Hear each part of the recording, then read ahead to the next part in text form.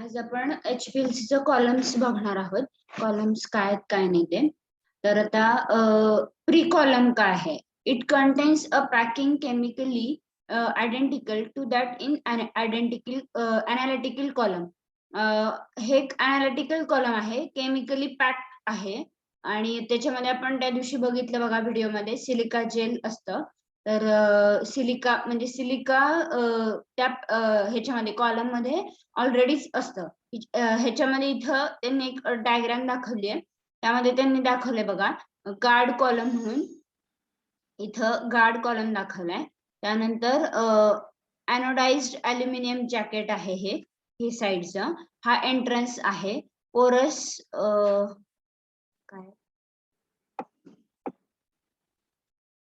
पोरस टिटॅनियम फ्रिट्स आहेत. Main column आहे हा प्लास्टिकचा. त्यानंतर पोरस टिटॅनियम फ्रिट खाली एक आहे, वरती एक लावली आहे त्यांनी आणि हे एक्झिट आहे. हे एक कॉलमचं ओव्हरऑल स्ट्रक्चर आहे. आता इथं काय सांगितले त्यांनी, it contains a packing chemically identical to that in analytical column mainly use to remove the impurities from the solvent. Mainly कशासाठी यूज केले जाते तर त्या सॉल्व्हंट मधल्या इम्प्युरिटीज ज्या आहेत त्या रिमूव्ह करण्यासाठी. आवाज येतोय ना माझा?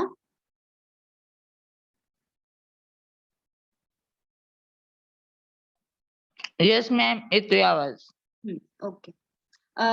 Mainly use to remove the impurities from the solvent.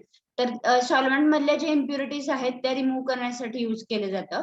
And दस prevents the contamination of the analytical column. आणि ह्याच्याने काय होतं तर it prevents the contamination. Contamination जे आहे त्या कॉलम मध्ये होणारं कंटॅमिनेशन प्रिव्हेंट केलं जातं of the analytical column. It can protect analytical column. तर ते एनालिटिकल कॉलम पण प्रोटेक्ट करतं. मॅडम तुमचा व्हिडिओ ऑन आहे. Madam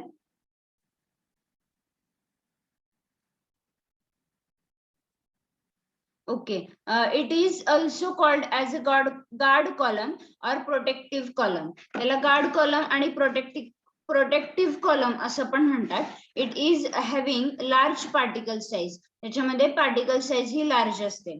it is having short length of 2 to 10 centimetre. Length त्याची किती आहे? शॉर्ट आहे, 2 to 10 centimetre. So does not affect separation. त्यामुळे सेपरेशन वरती ते अफेक्ट करत नाही. आता एनालिटिकल कॉलम काय एक्झॅक्ट तर द सक्सेस और the failure of analysis depends upon the choice of column.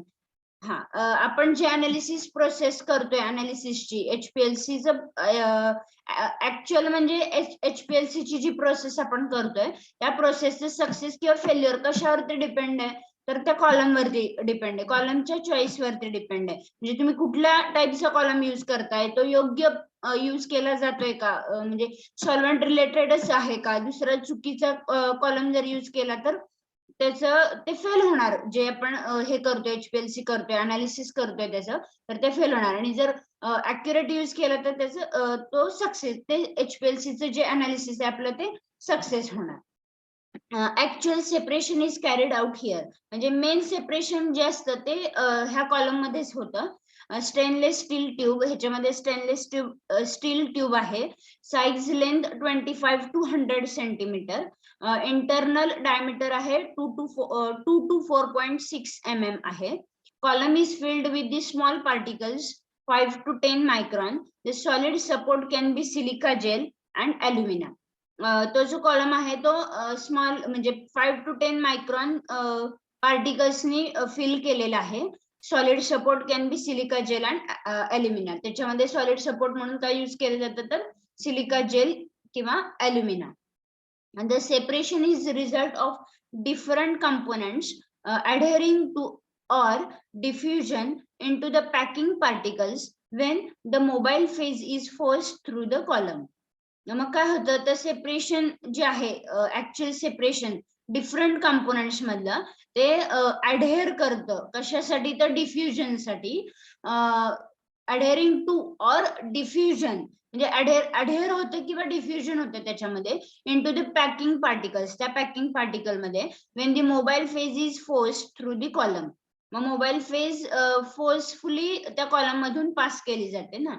म्हणजे mobile phase is force through column, forcefully त्या कॉलम मधून पास केली जाते.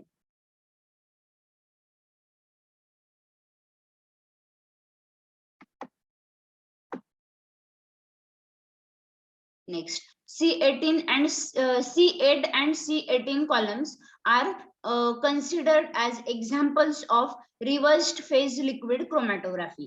म्हणजे C8 आणि C18 हे जे दोन कॉलम आहेत, कार्बन 8 आणि कार्बन 18, हे दोन कॉलम काय केले कन्सिडर केले जातात example of reverse phase liquid chromatography. म्हणजे रिव्हर्स फेज लिक्विड क्रोमॅटोग्राफीचे कॉलम्स हे C8 आणि C18 हे कन्सिडर केले जातात, त्याचे एक्झाम्पल्स आहेत. The stationary phase here is seen as a thin film. Stationary phase जी आहे ती थिन फिल्म सारखी दिसते of non polar liquid phase. कशाची? तर नॉन पोलर लिक्विड फेजची that has been designed to be chemically similar to an inert material. आणि silica gel particle use केले जातात. तर काय सांगितले, स्टेशनरी फेज ही थिन फिल्म म्हणून सीन होते म्हणजे दिसते of non polar liquid phase. त्या नॉन पोलर लिक्विड फेजची that has been designed to be chemically similar. ते केमिकली सिमिलर असतात, जसे डिझाईन केलेले असतात टू अन इनर्ट मटेरियल. कशासाठी? तर इनर्ट मटेरियल. मग इनर्ट मटेरियल कुठलं असतं त्याच्यामध्ये? तर सिलिका जेल पार्टिकल्स असतात. The non polar layer is chemically linked to the silica particles. जे नॉन पोलर लेअर आहेत ते केमिकली काय होतात? लिंक्ड होतात सिलिका पार्टिकल्स सोबत. Particles surface by reaction with the polar silanol groups. मग कुणासोबत? तर त्या पोलर सिलॅनॉल ग्रुप जो आहे त्या कशामधला? तर सिलिका मधला. त्याच्यासोबत ते रिएक्ट होतात on the stationary phase. Stationary phase मध्ये स्टेशनरी फेज सरफेस, त्या सरफेस वरती. And so rendering them less polar और नॉन पोलर. त्यामुळे ते काय होतात की लेस पोलर होतात किंवा मग नॉन पोलर होतात. The difference between the two columns will be in the length of the carbon chain attached to the silica surface. मग तो जो दोन कॉलम मधला डिफरन्स आहे तो length of the carbon chain. मग तो जो डिफरन्स आहे, difference between the two columns will be in the length of carbon chain attach to the silica surface. त्या सिलिका सरफेसला जी कार्बन चेन अटॅच झालेली आहे तो डिफरन्स म्हणजे त्या दोन कॉलम मधला डिफरन्स आहे. अकॉर्डिंगली C8 जो कॉलम आहे, C8 HPLC columns have packing material composed of silica particles attached to the C8 carbon units. C8 जो HPLC कॉलम आहे त्याच्यामध्ये जे पॅकिंग मटेरियल आहे कशाचं? सिलिका पार्टिकल्सचं, ते अटॅच आहे C8 कार्बन युनिटला. and C18 will of course have packing materials coated with the C18 hydrophobic unit. C18 जो आहे तो C18 सोबतच पॅक्ड मटेरियल सोबतच हे काय म्हणतो आपण त्याला कोटेड आहे. C18 जो आहे कॉलम तो काय होतो? तर have packed material coated with C18. हा, म्हणजे त्याला कोटिंग आहे C18 हायड्रोफोबिक युनिटचं, त्यामुळे तो C18 कॉलम आहे. कॅटेगरिकली both R रिव्हर्स्ड phase.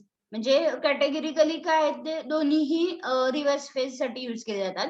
But C18 columns will definitely be more hydrophobic than the C18 column. म्हणजे C18 हा मोर हायड्रोफोबिक आहे दॅन C8 कॉलम. त्यानंतर डिटेक्टर्स बघायचे आहेत आपल्याला. कोणते कोणते डिटेक्टर्स यूज केले जातात तर किंवा कशा प्रकारचे असतात डिटेक्टर्स? तर ऍब्सॉर्बन्स, UV विजिबल अँड PDA. त्याच्यामध्ये जो ऍब्सॉर्बन्स असतो तो UV विजिबल रिलेटेडच असतो. Refractive index detects the change in the turbidity. मग रिफ्रॅक्टिव्ह इंडेक्स जो आपण काढतो त्याच्यासाठी तो ते काय आहे म्हणजे तर detects the change in turbidity. म्हणजे टर्बिडिटी मध्ये जो चेंज झालाय तो रिफ्रॅक्टिव्ह इंडेक्स दाखवतो. Fluorescence, if the analyte is fluorescent असेल तर फ्लोरेसन्स.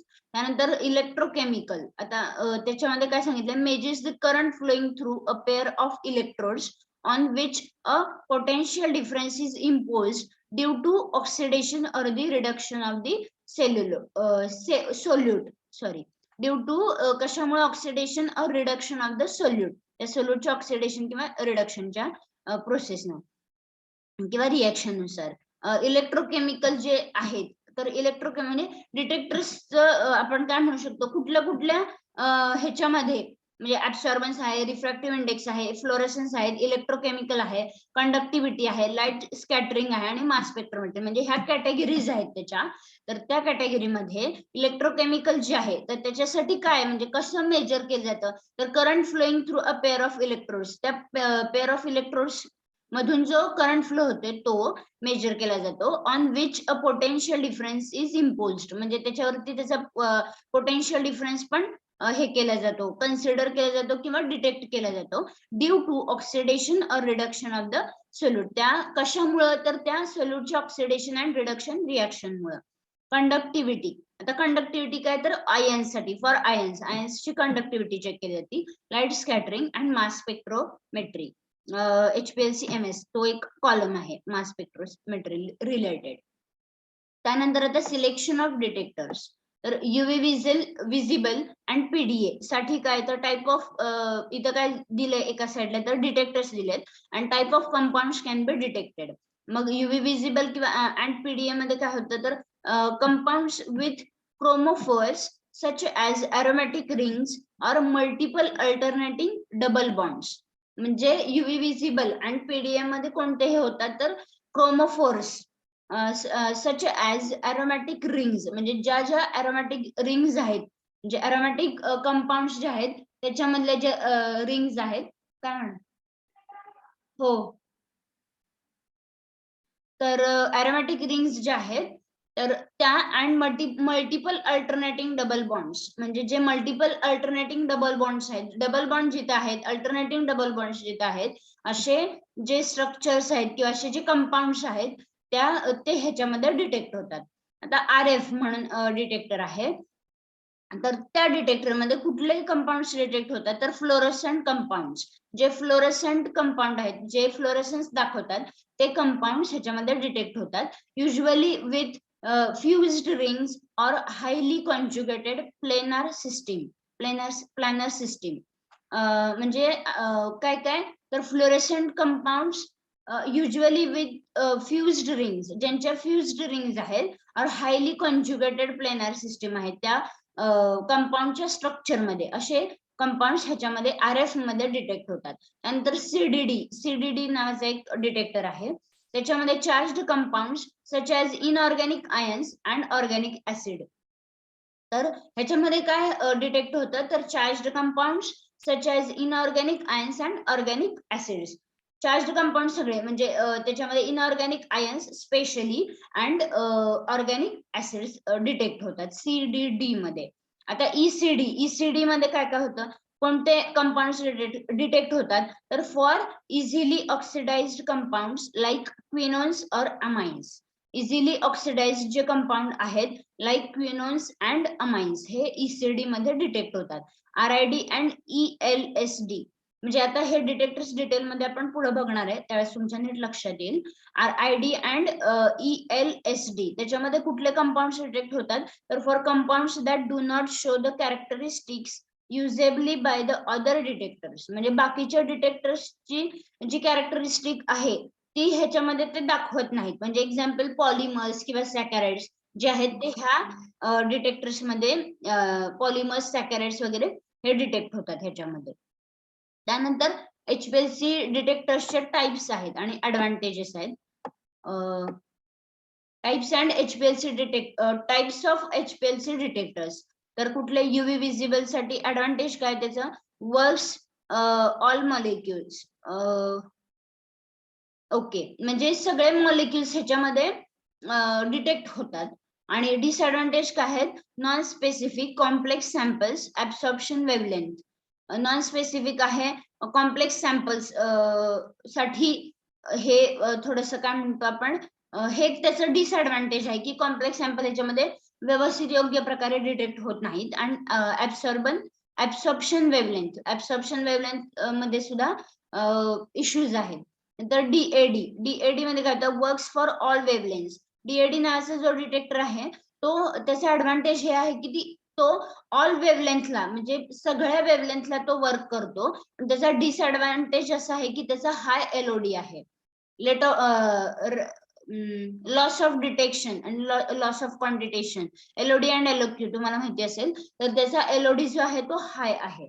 त्यानंतर फ्लोरेसन्स साठी काय ऍडव्हान्टेज काय आहे तर व्हेरी स्पेसिफिक आहे आणि लो एलओडी आहे.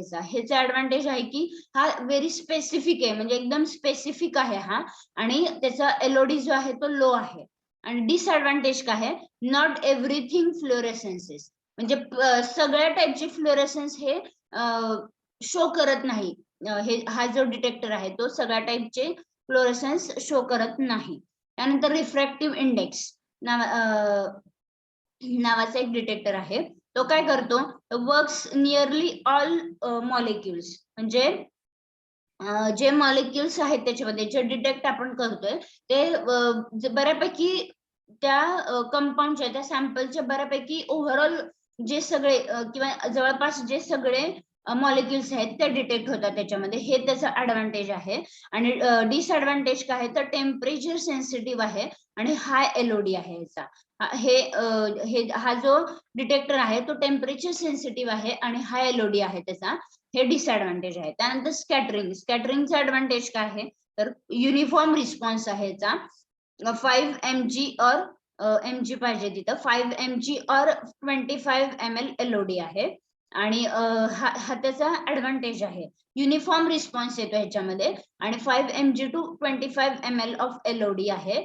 आणि इकडे डिसएडव्हान्टेज काय ह्याचा की नॉन स्पेसिफिक आहे, interference from the solvent specific नाहीये हा. आणि सॉल्व्हंट मधून जे इंटरफिअरन्सेस फॉर्म होतात हे ह्याच्यामध्ये जास्त आहेत. त्यामुळे हे एक त्याचं हे दोन गोष्टी त्याच्या डिसएडव्हान्टेजेस आहेत. त्यानंतर इलेक्ट्रोकेमिकल साठी काय ऍडव्हान्टेज आहे तर कमर्शियली अवेलेबल आहे. हा इलेक्ट्रोकेमिकल नावाचा जो डिटेक्टर आहे हा कमर्शियली अवेलेबल आहे. हे त्याचं ऍडव्हान्टेज आहे. आणि डिसएडव्हान्टेज काय आहे तर नॉन स्पेसिफिक आहे आणि हाय एलओडी आहे. त्यानंतर नेक्स्ट आहे मास स्पेक्ट्रोमेट्री रिलेटेड. आपण इथं बघितलं होतं HPLC MS नावाचा जो आहे तो. तर तो त्याचा ऍडव्हान्टेज काय आहे तर लो एलओडी आहे, अनालाइट आयडेंटिफिकेशन आहे. म्हणजे एलओडी पण ह्याचा लो आहे आणि ह्याच्यामध्ये अनालाइटचं आयडेंटिफिकेशन होतं व्यवस्थित. आणि डिसएडव्हान्टेज काय आहे तर ॲबिलिटी टू आयोनाइज दी अनालाइट. मग ह्याचं डिसएडव्हान्टेज काय आहे की ह्याच्यामध्ये जे अनालाइट मधले आयन्स आहेत ते आयोनाइज होतात. त्याची ॲबिलिटी आहे ह्या डिटेक्टरची की त्या अनालाइट मधले आयन्स आयोनाइज होतात त्याच्यामध्ये. पण हे एक डिसएडव्हान्टेज आहे ह्या डिटेक्टरचं. त्यानंतर आयडियल डिटेक्टर प्रॉपर्टीज. मग आयडियल डिटेक्टरच्या प्रॉपर्टीज काय आहेत किंवा आयडियल डिटेक्टर कसं असायला पाहिजे तर त्याच्या प्रॉपर्टीज काय आहेत तर हाय सेन्सिटिव्हिटी असली पाहिजे त्याची. त्यानंतर युनिव्हर्सॅलिटी और प्रेडिक्टेबल स्पेसिफिसिटी म्हणजे त्याच्यामध्ये युनिव्हर्सॅलिटी म्हणजे वेगवेगळ्या प्रकारचे कंपाऊंड किंवा वेगवेगळ्या प्रकारचे जे सॅम्पल्स आहेत ते सगळे त्याच्यामध्ये डिटेक्ट व्हायला पाहिजे. और प्रेडिक्टेबल स्पेसिफिसिटी त्याची स्पेसिफिसिटी जी आहे ती प्रेडिक्टेबल असली पाहिजे म्हणजे प्रेडिक्ट करता आली पाहिजे. लार्ज लिनियर रिस्पॉन्स रेंज पाहिजे, त्याची जी रिस्पॉन्स रेंज आहे ती लार्ज आणि लिनियर पाहिजे. लो डेड व्हॉल्यूम पाहिजे त्याचा. त्यानंतर नॉन डिस्ट्रक्टिव्ह पाहिजे. Incentive to temperature and mobile phase. त्या मोबाईल फेजला आणि टेम्परेचरला ते इन्सेंटिव्ह पाहिजे म्हणजे सेन्सिटिव्ह जास्त नसायला पाहिजे त्याच्यासोबत. नंतर कंटिन्युअस ऑपरेशन पाहिजे. Reliable and easy to use पाहिजे. And no single detector fits all this criteria. म्हणजे असा आतापर्यंत एकही डिटेक्टर नाहीये की जो आयडियल डिटेक्टरच्या प्रॉपर्टीज पूर्ण काय म्हणतो आपण त्याला पूर्ण सगळ्या प्रॉपर्टीज अक्वायर करतो असं आतापर्यंत डिटेक्टर नाही असं त्यांनी सांगितलं. युव्ही विजिबल म्हणून तर वेगवेगळ्या टाइपचे डिटेक्टर यूज केले जातात त्याच्यामध्ये. UV visible detector. UV visible detector is widely used as it detects large number of compounds. म्हणजे हा जो UV visible detector आहे तो वाइडली यूज केला जातो कशासाठी as it detects the large number of compounds, म्हणजे भरपूर प्रमाणामध्ये वेगवेगळ्या प्रकारचे कंपाऊंड्स आणि जास्त प्रमाणामध्ये कंपाऊंड्स हा डिटेक्ट करतो. Because most drugs have appropriate structural characteristics for light absorption. म्हणजे खूप सारे असे कंपाऊंड्स आहेत की ज्यामध्ये कशासाठी तर मोस्ट ड्रग्स हॅव, म्हणजे खूप जास्त असे ड्रग्ज आहेत की त्यांचं अप्रोप्रिएट स्ट्रक्चरल कॅरेक्टरिस्टिक आहे त्यांच्यामध्ये, म्हणजे त्यांचं एक ठरलेलं विशिष्ट एक स्ट्रक्चर आहे, त्या स्ट्रक्चरचे कॅरेक्टरिस्टिक्स आहेत त्याच्या फॉर लाईट ऍब्सॉर्प्शन, म्हणजे लाईट ऍब्सॉर्प्शन साठी. सो हा वाईडली यूज केला जातो युव्ही विजिबल डिटेक्टर. त्यानंतर these are useful for aromatic compounds and other type of unsaturated systems. हे जे आहे, हे जे डिटेक्टर्स आहेत युव्ही विजिबल डिटेक्टर्स, हे काय करतात, it is useful for aromatic compounds, जे अरोमॅटिक कंपाऊंड्सच्या डिटेक्शन साठी हे युजफुल आहेत. आणि other type of unsaturated systems, म्हणजे जे अनसॅच्युरेटेड कंपाऊंड्स आहेत किंवा अनसॅच्युरेटेड स्ट्रक्चर असलेले जे कंपाऊंड्स आहेत त्यांच्यासाठी सुद्धा त्यांचं सुद्धा हे डिटेक्शन करतात.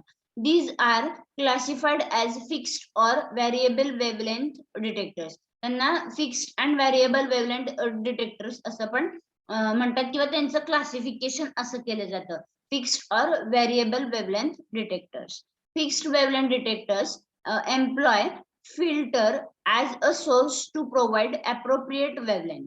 जे फिक्स्ड वेवलेंथ डिटेक्टर्स आहेत ते काय होतात की ते फिल्टर होतात, म्हणजे फिल्टर करतात as a source to provide the appropriate wavelength, म्हणजे अप्रोप्रिएट वेवलेंथ जी अॅक्युरेट जेवढी पाहिजे तेवढी अप्रोप्रिएट वेवलेंथ येण्यासाठी किंवा त्यामध्ये येते, ह्या डिटेक्टर्स जे आहेत फिक्स्ड वेवलेंथ डिटेक्टर्स, ते अप्रोप्रिएट वेवलेंथ दाखवतात. असं employ filter as a source to provide, ते प्रोव्हाइड करतात अप्रोप्रिएट वेवलेंथ.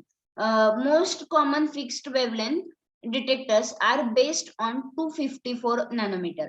म्हणजे जे मोस्टली कॉमन यूज होणारे जे फिक्स्ड वेवलेंथ डिटेक्टर आहेत ते त्यांची कॉमनली यूज होणारे वेवलेंथ कुठले तर 254 नॅनोमीटर. आता व्हेरिएबल वेवलेंथ डिटेक्टर्स जे आहेत ते काय, ते variable wavelength detectors are employ a spectrophotometer to provide dispersion of light and selection of any wavelength in UV visible regions. म्हणजे व्हेरिएबल वेवलेंथ डिटेक्टर आहेत ते काय करतात तर स्पेक्ट्रोफोटोमीटर ला काय प्रोव्हाइड करतात, डिस्पर्शन ऑफ लाईट, म्हणजे लाईटचं डिस्पर्शन होतं and selection of any wavelength त्या in UV visible region. UV visible region मधल्या कुठल्याही एका वेवलेंथचं सिलेक्शन होतं, म्हणजे जे त्या सॅम्पल साठी अॅक्युरेट असेल ते, आणि त्यासोबतच डिस्पर्शन ऑफ लाईट होतं, म्हणजे ते प्रोव्हाइड करतं स्पेक्ट्रोफोटोमीटर ह्या डिटेक्टर मध्ये, कुठल्या व्हेरिएबल वेवलेंथ डिटेक्टर मध्ये. Diffraction gratings are frequently used for the wavelength dispersion. म्हणजे डिफ्रॅक्शन ग्रॅटिंग्स आहेत ते फ्रिक्वेंटली यूज केले जातात फॉर दी वेवलेंथ डिस्पर्शन. वेवलेंथचं डिस्पर्शन होण्यासाठी जे डिफ्रॅक्शन ग्रॅटिंग्स आहेत ते यूज केले जातात in this UV visible detector. आता इथे दाखवलंय बघा, काय दाखवलंय, युव्ही सोर्स आहे हा, नंतर क्वार्ट्ज विंडो आहे इथं, त्यानंतर इथे डिटेक्टर आहे, हा सोर्स आहे, म्हणजे इथून लाईट पास होतो, लाईट पासून इथं डिटेक्टर मध्ये डिटेक्ट होतो. मग त्याच्यासाठी इथं वर क्वार्ट्ज विंडो आहे आणि इथं आणि ह्या म्हणजे वरच्या ह्या साईडला आणि ह्या साईडला वेस्ट आहे, म्हणजे जे काही वेस्ट मटेरियल आहे ते इकडून वरून आणि खालून ते बाहेर पडतं. आणि इथे डिटेक्टर मध्ये तो जो लाईट पास झालेला आहे सॅम्पल जे आहे ते इथं डिटेक्ट होतं डिटेक्टर मध्ये. नेक्स्ट रिफ्रॅक्टिव्ह इंडेक्स म्हणजेच आर आय डिटेक्टर. तर आता आर आय डिटेक्टर काय आहे तर detection occurs when the light is bend due to samples.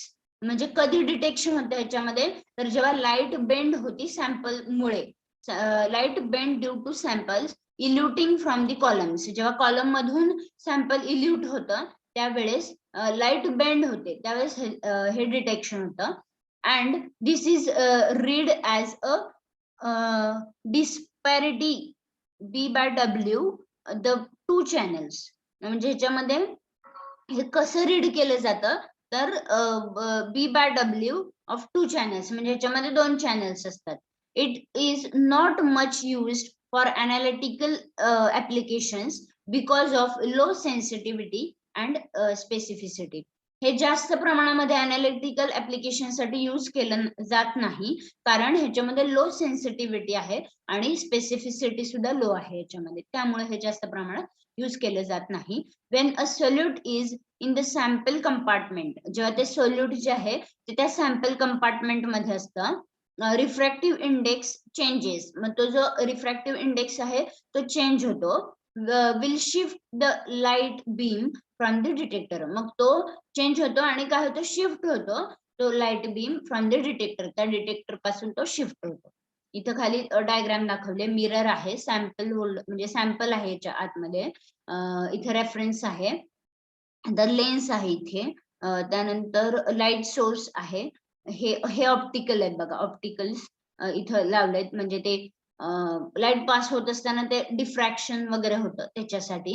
नंतर हा ट्रान्सड्युसर आहे, एम्प्लिफायर अँड पॉवर सप्लाय आणि रेकॉर्डर आहे.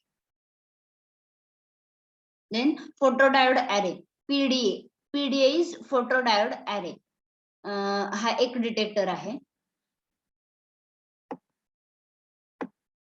फोटोडायोड अरे नावाचा पीडीए नावाचा एक डिटेक्टर आहे. तर a photodiode array PDA is a linear array of discrete photodiodes on an integrated circuit म्हणजे आयसी चिप. ओके, ह्याच्यामध्ये काय होतं की फोटोडायोड अरे जो आहे इज अ लिनियर अरे, हा एक लिनियर अरे आहे ऑफ डिस्क्रेट फोटोडायोड्स, म्हणजे जे फोटोडायोड्स जे आहेत ते डिस्क्रेट झालेले आहेत, म्हणजे वेगवेगळ्या साईडला हे आहेत, ऑन अन इंटिग्रेटेड सर्किट म्हणजे त्या सर्किट च्या ह्याच्यावरती, म्हणजे आपण पॉवर सप्लाय सर्किट वगैरे जे असतं त्याच्यामध्ये ते, त्या चिपवरती इथं खाली त्यांनी डायग्राम दाखवली त्याच्यामध्ये लक्षात येईल. Allows a range of wavelength to be detected simultaneously, म्हणजे जशी वेवलेंथची रेंज येईल त्याच्या अकॉर्डिंग ते डिटेक्ट होतं. in this regard it can be thought of as an electronic version of a photographic film. Okay, हे एक इलेक्ट्रॉनिक वर्जन आहे, photographic फिल्मचं इलेक्ट्रॉनिक वर्जन आहे. Array detectors are especially useful for recording the full UV visible in is a absorption spectra of sample, म्हणजे array detectors जे आहेत ते कशासाठी युजफुल आहेत, तर UV विजिबलचा जो ऍब्सॉर्प्शनचा स्पेक्ट्रा आहे तो पूर्ण स्पेक्ट्रा ते रेकॉर्ड होतो, त्याच्यामध्ये रेकॉर्ड करतात ऑफ सॅम्पल्स, त्या सॅम्पलचा, that are rapidly passing through a sample flow cell. मग म्हणजे कधी, म्हणजे ज्यावेळेस ते सॅम्पल रॅपिडली पास होत असतं त्या कशामधून, फ्लो सेल मधून, त्या सेल मधून, and such as in an HPLC detector, म्हणजे जसं HPLC डिटेक्टर्स मध्ये नॉर्मली होतं तसंच ह्या PDA मध्ये होतं, म्हणजे फोटोडायोड अरे डिटेक्टर मध्ये सुद्धा सेम ही ती प्रोसेस होते. पीडीएज म्हणजे हे जे डिटेक्टर्स आहेत, फोटो डायोड अरेज डिटेक्टर्स जे आहेत, ते work on the same principle as a simple photovoltaic detector. Photovoltaic detector सारखं सेम ह्याचं पण प्रिन्सिपल आहे. Similar to UV detector, non destructive 190 to 600 nanometer for quantization and identification spectra is 3D response versus time versus WL. म्हणजे ह्याच्यामध्ये काय होतं, हे photovoltaic detector सारखं सेम ह्याचा प्रिन्सिपल आहे आणि UV डिटेक्टर सारखाच हे सिमिलर आहे, non destructive to 190 to 600 nanometer आहे, and for quantization and identification spectra is 3D मध्ये त्याचा स्पेक्ट्रा दिसतो, अँड ह्याचं क्वांटिझेशन अँड आयडेंटिफिकेशन म्हणजे ह्याचं आयडेंटिफिकेशन होतं ह्याच्यामध्ये, and response versus time versus WL हे केले जाते, याच्यामध्ये दाखवलं जातं, म्हणजे डिटेक्ट केलं जातं. इथं खाली लॅम्प दाखवलाय, लॅम्प सोर्स दाखवलाय, त्यासोबतच काय दाखवलंय, स्लिट दाखवली आहे, फ्लो सेल आहे, लाईट सेन्सर्स आहेत, आणि खाली इथं ग्रॅटिंग दाखवलंय बघा, म्हणजे लॅम्पच्या इथून लाईट पास झाली, स्लिट मधून पास होणार, मग फ्लो सेल मध्ये जाणार. फ्लो सेल मधून इथं ग्रॅटिंग वरती पडल्यानंतर इथे लाईट सेन्सर आहेत. म्हणजे ऍक्च्युअल ह्याचं प्रोसेस काय होती याच्यामध्ये तर ती दिली इथं त्यांनी खाली, की फ्लो सेल मधून ते परत म्हणजे तो जो काय म्हणतो लाईट सोर्स आहे किंवा लाईटचे जे बीम्स आहेत ते त्या ग्रॅटिंग वरती पडतात आणि लाईट सेन्सर्स जे आहेत ते कॅच करतात आणि मग ते डिटेक्ट होतं. द फ्लोरोमेट्रिक डिटेक्टर्स काय आहेत तर it is based on the fluorescent radiation emitted by some compounds. काही कंपाऊंड्स पासून जे फ्लोरेसंट रेडिएशन इमिट होतं ते हे डिटेक्ट करतात फ्लोरोमेट्रिक detectors. The excitation source passes through the flow cell to a photodetector, while a monochromatic measures the emission wavelengths. Excitation source जो आहे ह्याच्यामध्ये जो एक्सायटेशन सोर्स आहे passes through the flow cell, त्या फ्लो सेल पासून pass होतो to a photo detector. कुठपर्यंत photo detector पर्यंत. While a monochromatic measures the emission wavelength. मग जे मोनोक्रोमॅटिक डिटेक्टर आहेत किंवा मोनोक्रोमॅटिक त्याच्यामध्ये एक हे असतं फोटो डिटेक्टर मध्ये एक मोनोक्रोमॅटिक पार्ट असतो, त्यामध्ये त्याचे इमिशनच्या वेवलेंथ ज्या आहेत त्या डिटेक्ट होतात, मेजर होतात. More sensitive and specific, it is more sensitive and specific fluorometric detectors. The disadvantage is that most compounds are not fluorescent in nature. म्हणजे ह्याचा डिसएडव्हान्टेज काय आहे तर जास्तीचे जे कंपाऊंड्स आहेत ते आर नॉट फ्लोरेसंट इन नेचर. म्हणजे ठीक म्हणजे बऱ्याच टाईपचे असे कंपाऊंड्स आहेत किंवा सॅम्पल्स आहेत की जे फ्लोरेसंट नाहीयेत, फ्लोरेसंट इन नेचर नाहीयेत, त्यामुळं त्याच्या म्हणजे हे कमी यूज केले जातात हे फ्लोरेसंट डिटेक्टर्स आहेत ते. हे त्याचा डिसएडव्हान्टेज आहे. Fluorescence is a type of luminescence in which the light energy is released in the form of a photon in nanoseconds to microseconds. म्हणजे फ्लोरेसन्स काय आहे इज अ टाइप ऑफ ल्युमिनेसन्स. ल्युमिनेसन्सचा एक टाइप आहे in which the light energy, ह्याच्यामध्ये काय होतं तर light energy जी आहे ती रिलीज होती in the form of photon. त्या फोटॉनच्या थ्रू लाईट एनर्जी जी आहे ती काय होते लाईट एनर्जी रिलीज होते in the form of photon in nano second to micro second. म्हणजे नॅनो सेकंड किंवा मायक्रो सेकंड मध्ये ते रिलीज होते. आता इथं खाली प्रोसेस दाखवली आहे बघा, S0, T1 अँड S1 ह्या एक्सायटेशन स्टेट्स आहेत आणि इथं खाली S0 ही एक ग्राउंड स्टेट आहे आणि S1 ही एक्सायटेड स्टेट आहे. मग आता इथून लाईट ऍब्सॉर्प्शन म्हणजे इथून जर पास झालं तर ते पूर्ण म्हणजे S0 पासून ते S1 पर्यंत ते लाईट ऍब्सॉर्प्शन होतं.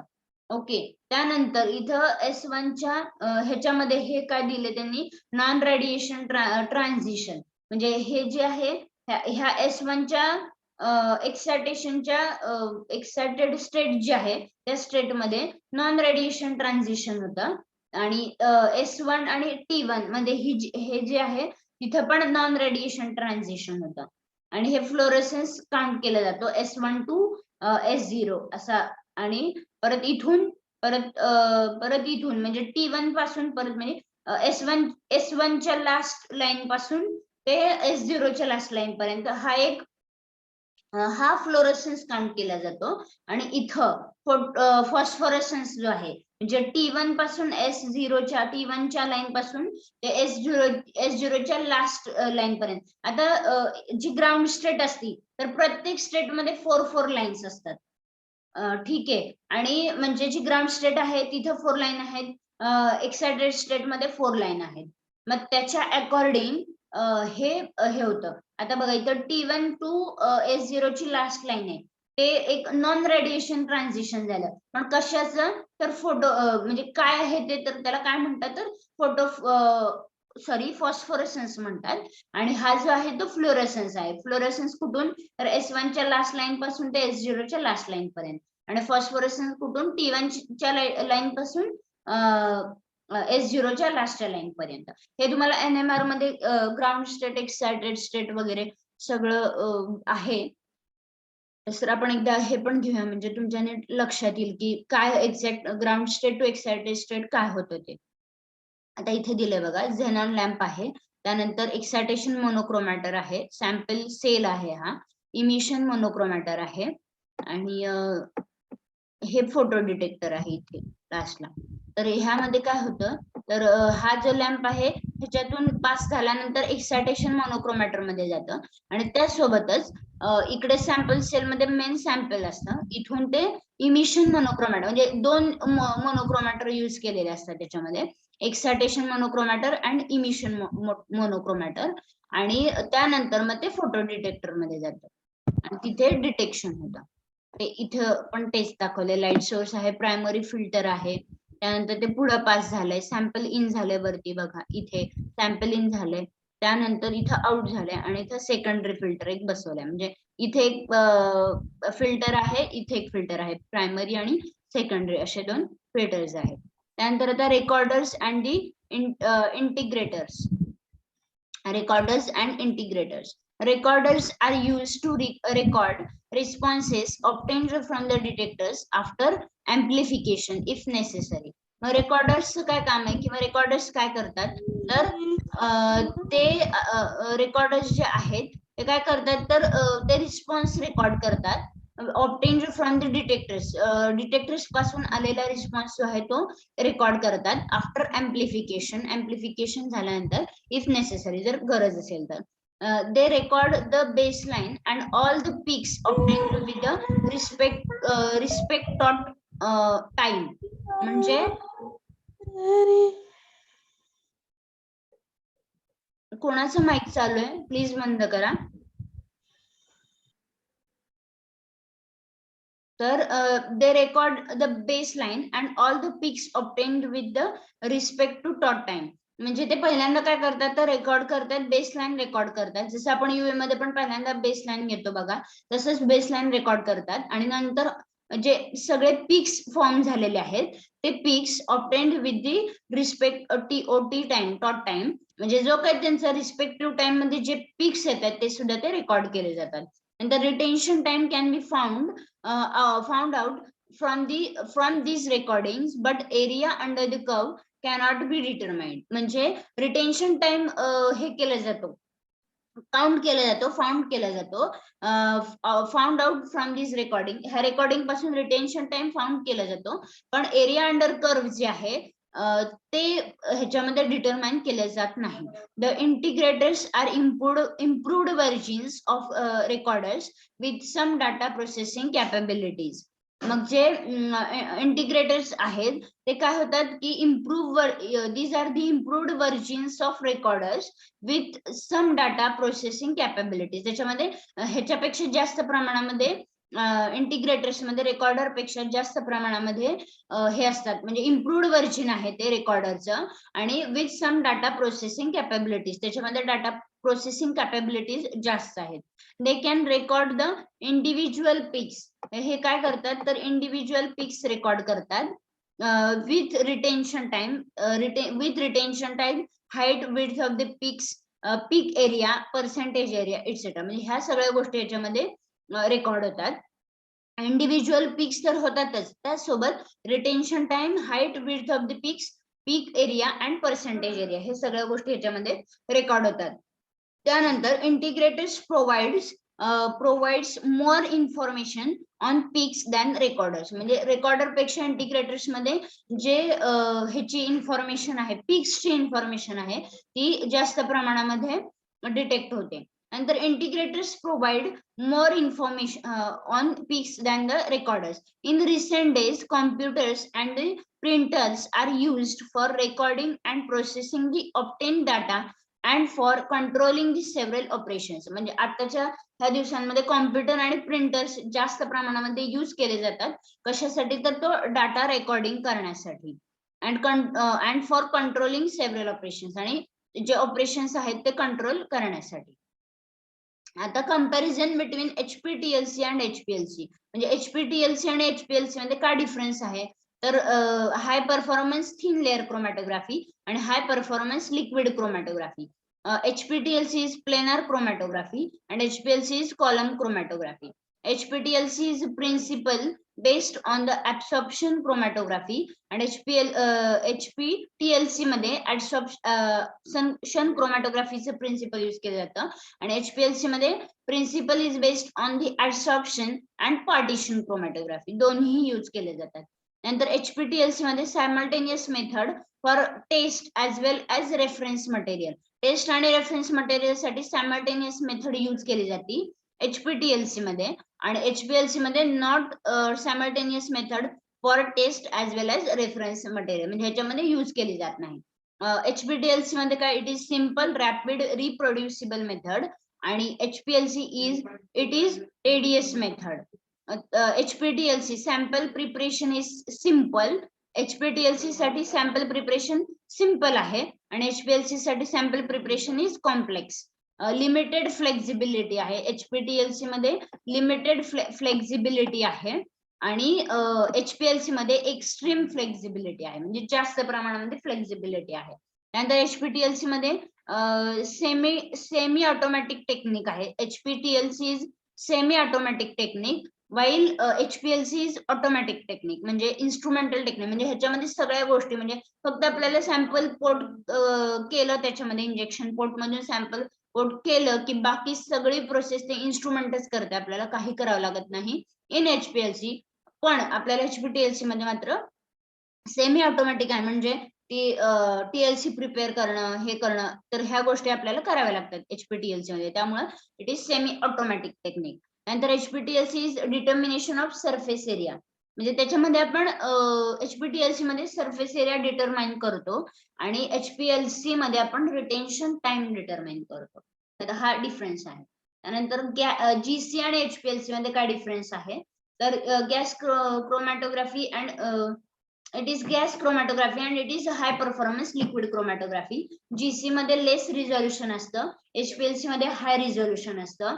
GC मध्ये लिमिटेड फ्लेक्झिबिलिटी आहे HPLC मध्ये एक्स्ट्रीम फ्लेक्झिबिलिटी आहे आणि GC मध्ये डिटर्मिनेशन ऑफ वोलाटाईल कंपाऊंड्स म्हणजे फक्त वोलाटाईल कंपाऊंड्सच डिटेक्शन होतं पण HPLC मध्ये determination of volatile and non volatile compounds म्हणजे दोन्हीही कंपाऊंड्सचं HPLC मध्ये डिटेक्शन होतं. त्यानंतर comparison between HPLC and UPLC. UPLC आणि HPLC मध्ये कंपॅरिझन काय आहे ते सांगितलं आहे त्यांनी.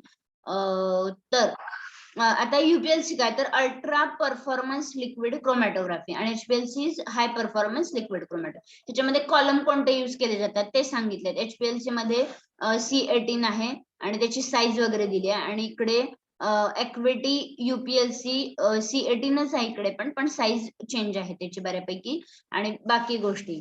त्यानंतर पार्टिकल साईज HPLC मध्ये 4 मायक्रोमीटर पार्टिकल्स असतात वाईल UPLC मध्ये 1.7 मायक्रोमीटरचे पार्टिकल्स असतात. फ्लो रेट आहे 3.0 ml पर मिनिट इकडे आहे 0.6 ml per minute. Injection volume आहे 20 मायक्रोलिटर आणि इकडे आहे 3 मायक्रोलिटर पार्शियल लूप फिल और 5 मायक्रोलिटर फुल लूप फिल. त्यानंतर टोटल रन टाइम HPLC मध्ये आहे 10 मिनिट आणि इकडे UPLC मध्ये आहे 1.5 मिनिट. थेरॉटिकल प्लेट काउंट किती आहे HPLC मध्ये 2000 आणि UPLC मध्ये थेरॉटिकल प्लेट काउंट आहे किती 7500. ओके. त्यानंतर बाकी parameter lower limit of quantitation किती आहे HPLC मध्ये 0.2 मायक्रोग्राम पर ml. UPLC मध्ये आहे 0.054 मायक्रो लिटर पर ml. त्यानंतर इकडे टोटल सॉल्व्हेंट कन्झम्पशन किती आहे HPLC मध्ये ऍसिटोनायट्राइल 10.5 ml आणि वॉटर 21 ml आणि इकडे UPLC मध्ये ऍसिटोनायट्राइल 0.553 ml and water 0.66 ml. Delay volume किती आहे HPLC मध्ये 720 मायक्रोलिटर आणि इकडे 110 मायक्रोलिटर. कॉलम टेम्परेचर 30 डिग्री सेल्सिअस इकडे 65 degree Celsius.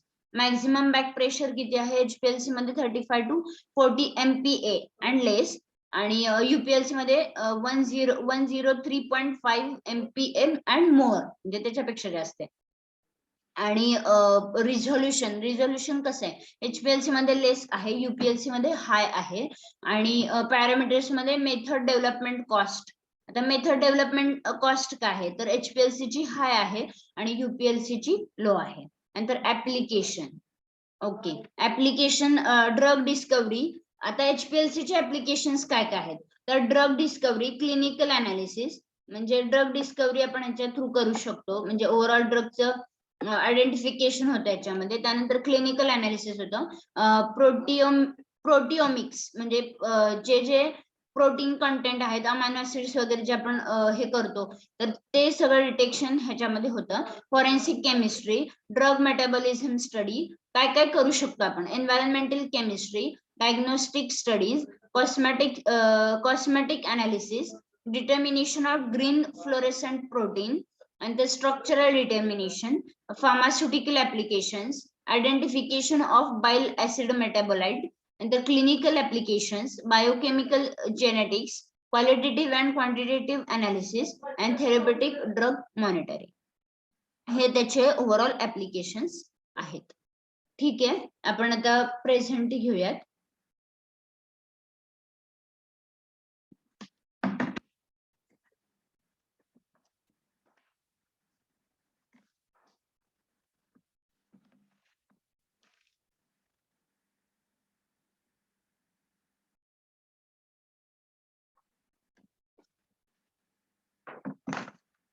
Okay, roll number 4, 5.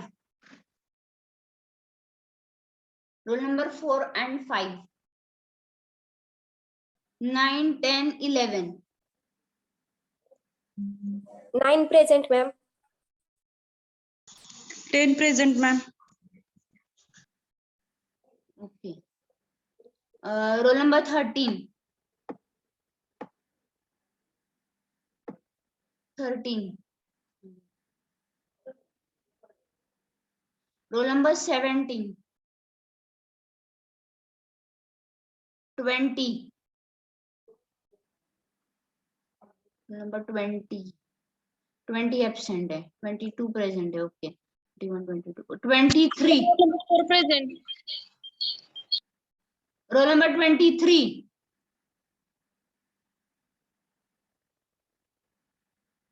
Okay.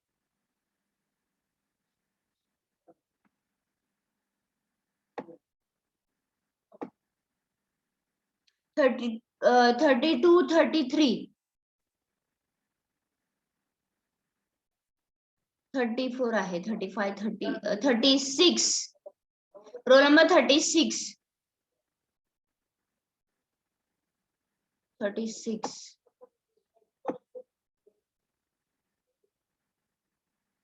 Roll number 36 नहीं है. Okay, 37, 38, 39, 40, 41, 42, 43, 44. Roll number 44. 44. 44. 45, 46, 47, 50. Roll number 50. Roll number 52. 52. 53. Roll number 52 and roll number 53.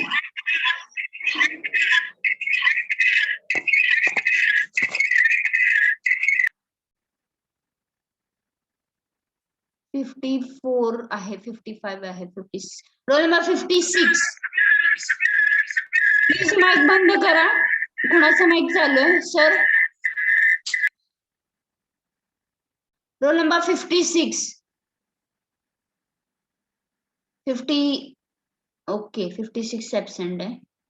Role number 58.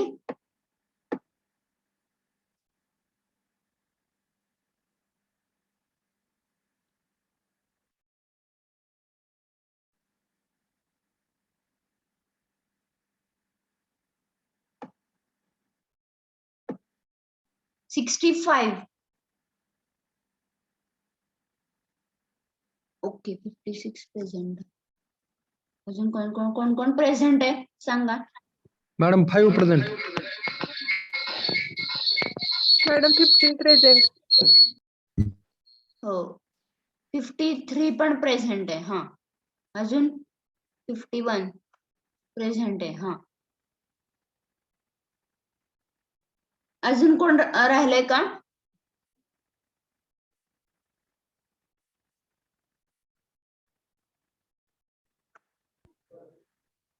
ठीक आहे, ठीक आहे, चालेल. Okay, thank you.